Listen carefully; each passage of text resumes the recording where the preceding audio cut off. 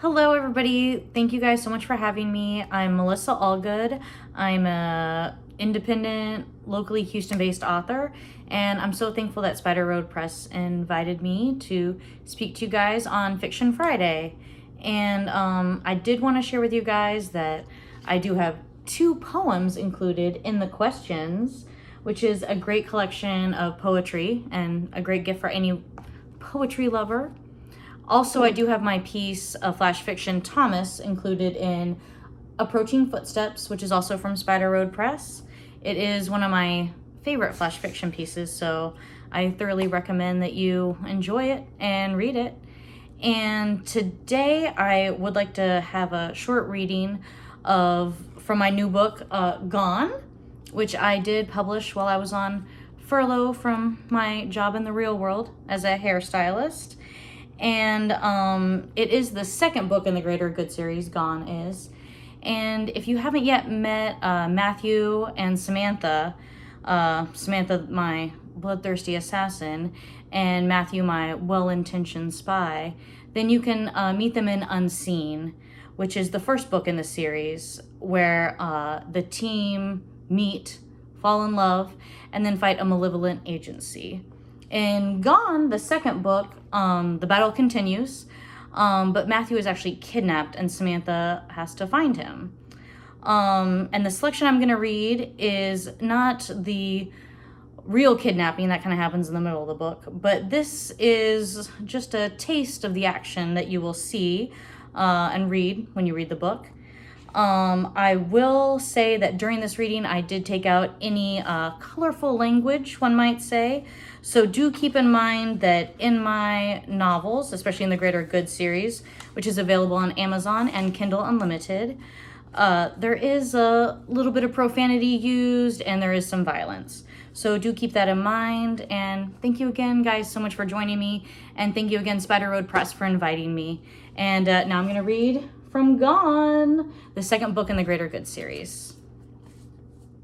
When she opened her eyes, everything was still black. Samantha turned her head, staring into the darkness. Her neck creaked. She bit her lip rather than cry out in pain. Her hands and ankles were bound. She reached out. Her fingers brushed against the felted walls, legs bent under her, leaving her unable to stretch them.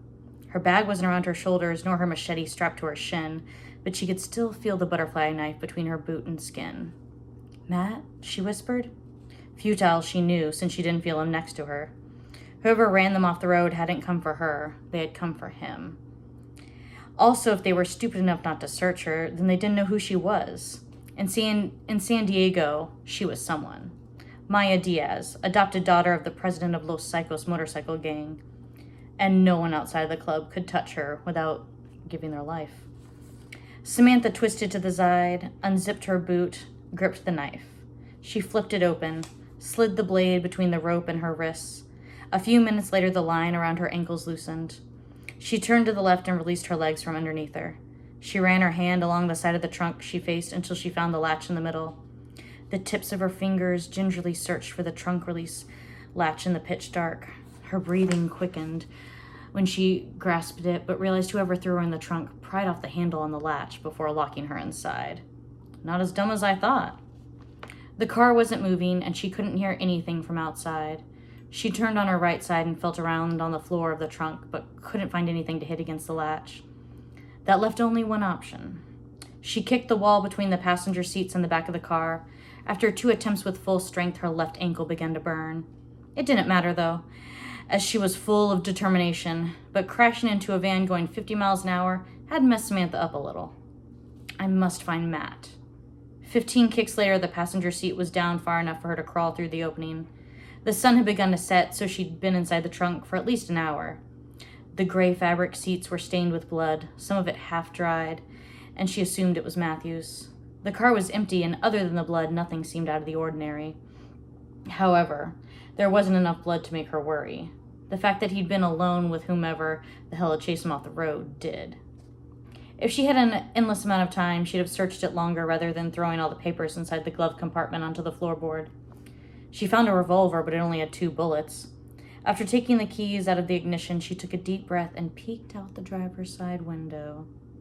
He had his back to her. He was skinny with brown hair, a bulletproof vest, and a Colt 45 that glistened in the setting sun. With the flick of a lever, Skinny walked to the back of the car, gun drawn, ebbing closer to the trunk that miraculously popped open. He didn't hear the driver's door open or Samantha's boots crunch against the gravel. Maybe it was because the harbor tide was high and the sound muffled her steps. She was thankful that an empty warehouse flanked her left and no one was walking to their boat on her right. She came up behind Skinny and slit his throat. He fell face first into the open trunk. She half shut it before she thought better of it, took the vest off Skinny and put it on herself. When she searched him, she found her machete on him, which she took, but left the 45 behind.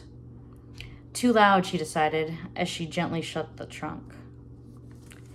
Thank you so much for joining me during this reading of the latest book, Gone. Again, I'm Melissa Allgood. You can find all of my work, including my piece Thomas and Approaching Footsteps, and my 2 poems, In the Questions, all on Amazon. If you want to find out more about me, I'm on Instagram, I'm on Twitter, at MelissaAlgood, MELALGOOD. And I also have a blog, MelissaAlgoodAuthor.com, and I'm on Facebook too, Melissa Allgood Author. I'd love to hear from you guys, and thank you again so very much for joining me. Bye.